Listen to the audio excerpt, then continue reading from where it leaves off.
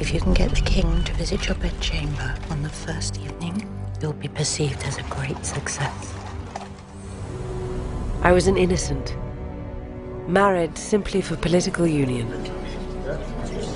Jeg, kong Christian den 7., erklærer hermed krig mod lort. To a man who cared little for me. Drikke, jeg kan godt lide luder med store bryster. Jeg kan godt lide at slås. Og hvad der galt i det?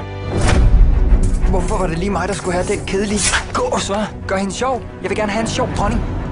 As Struense's influence grew, his grip on the king tightened. Jeg tror, du kan blive en fantastisk konge, Christian. But while he gave Christian back his mind, what he gave to me was more powerful and far more dangerous. Jeg er gravid. Er det sandt? Nej. Du ødelægger mit land, Struense. Jeg kan gøre lige, hvad der passer mig. Kongen lader sig diktere direkte af en oplysningsmand.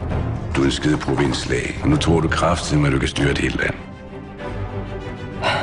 Jeg ved, hvad jeg så.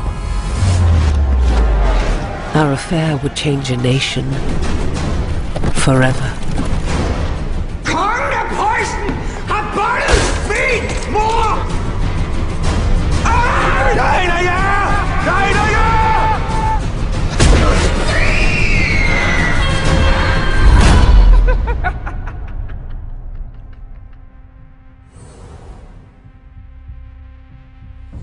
De tror alle sammen, jeg er skør.